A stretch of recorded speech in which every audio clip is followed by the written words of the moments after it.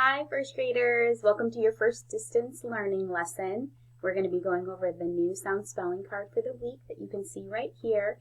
Our sound spelling card for the week is the cook card. So everybody say the word cook, cook.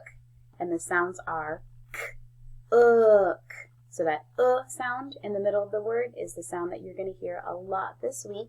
It's spelled O-O, so you only have one spelling to learn this week for the sound in the word cook.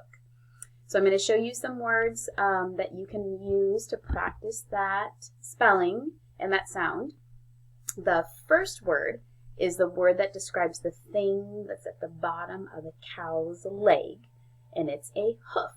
So you can say hoof, and the sounds in the word hoof are hoof. There you go. Another word that we can write, it describes the thing that you're hopefully reading at home. The word is book. So the sounds in book are b, k, book.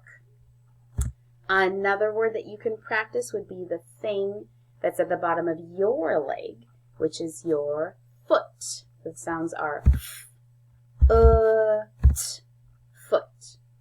We'll do one more word. And the last word that I want you to practice is going to describe what happened to the walls during the earthquake. They shook. The word shook has the sounds sh, k, shook. So that's our new spelling for the week. You're going to see that spelling in your spelling words for the week. If you have the chance to take a spelling pre-test today, have your parents or maybe an older brother or sister help you with the spelling pre-test.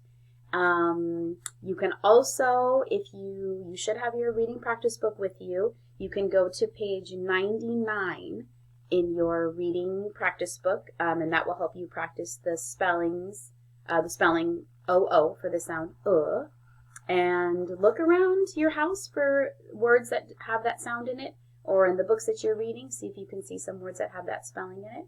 And good luck practicing that new spelling and new sound for the week. Talk to you later.